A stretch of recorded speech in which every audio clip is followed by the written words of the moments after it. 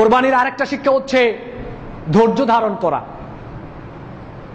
ইব্রাহিম আলাইহিস সালাম আল্লাহর কাছে বলেছিলেন যে আমাকে একটা নেক সন্তান দেন, আর আল্লাহ রাব্বুল আলামিন ফাবাশশারনাহুম বিগুলামিন হালিম, আল্লাহ রাব্বুল আলামিন ইব্রাহিম আলাইহিস সালামকে সুসংবাদ দিলেন একটা ধৈর্যশীল সন্তানের।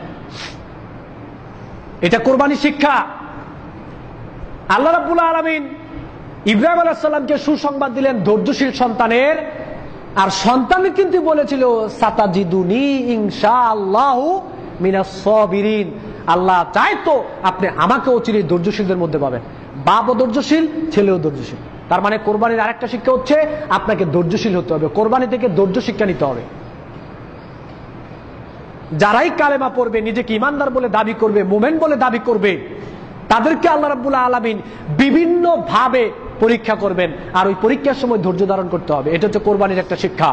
সূরা আনকাবুতের 2 নং আয়াতে আল্লাহ বলছেন আহাসিবান নাসু আইয়ুতরাকু আইয়াকুলু আমান্না ওয়া হুম লা ইফতানুন, তোমরা কি মনে করেছো যে তোমরা এই কথা বলবে যে আমরা ঈমান এনেছি, এই কথা বললেই তোমাদেরকে ছেড়ে দেওয়া হবে, অথচ ঈমানের দাবি তো তোমরা কতটুকু মজবুত ওইটা তোমাদেরকে পরীক্ষা করা হবে না, এটাই কি তোমরা মনে করেছো?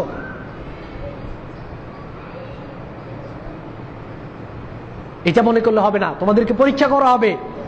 আম হাসিবতুম আন তাদখুলুল জান্নাতা, তোমরা জান্নাতে চলে যাবে। ওয়ালাম্মা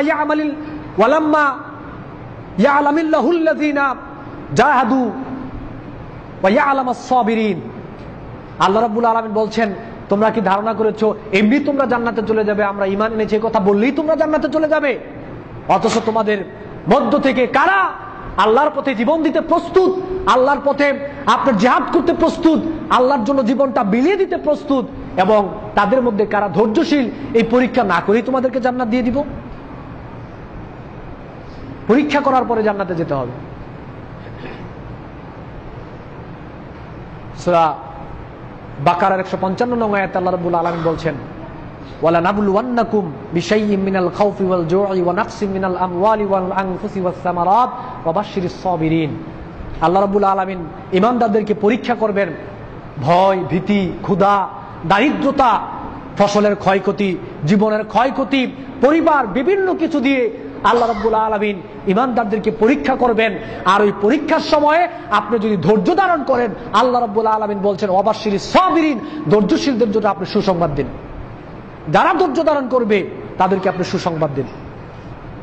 সূরা মুহাম্মদের 31 নং আয়াতে আল্লাহ বলছেন ওয়ালা নাবলুওয়ান্নাকুম হাত্তা না'লামাল মুজাহিদিনা মিনকুম আস-সাবিরিন, তোমাদেরকে পরীক্ষা করব ততক্ষণ পর্যন্ত যেই পর্যন্ত না তোমাদের মধ্যে কারা আল্লাহর জন্য জীবন দিতে প্রস্তুত, কারা আল্লাহর রাহে জীবন দিতে প্রস্তুত, এবং তাদের মধ্যে কারা ধৈর্যশীল, এটা পরীক্ষা না করে আমি আল্লাহ রাব্বুল আলামিন তোমাদেরকে জান্নাত দিব না। সূরা জুমারের 10 নং আয়াতে আল্লাহ বলছেন ইন্নামা ইউওয়াফাস সাবিরুনা আজরাহুম বিগাইরি হিসাব, আল্লাহ রাব্বুল আলামিন ঈমানদারদেরকে বিভিন্ন ভাবে পরীক্ষা করবেন, আর ওই পরীক্ষার সময় যদি ঈমানদাররা ধৈর্য ধারণ করে আল্লাহ রাব্বুল আলামিন বলেছেন তাদের জন্য বেহিসাবি প্রতিদান রয়েছে। সুবহানাল্লাহি ওয়া বিহামদিহি, ধৈর্যশীলের জন্য বেহিসাবি প্রতিদান রয়েছে যারা ধৈর্য ধারণ করবে। তাহলে কোরবানির একটা শিক্ষা হচ্ছে যে ঈমানদারদেরকে আল্লাহ রাব্বুল আলামিন বিভিন্ন ভাবে পরীক্ষা করবেন, আর পরীক্ষার সময় আপনাকে ধৈর্য ধারণ করতে হবে, যেমনি ভাবে ইব্রাহিম আলাইহিস সালাতু ওয়াস সালাম এবং তার সন্তান ধৈর্য ধারণ করেছিলেন।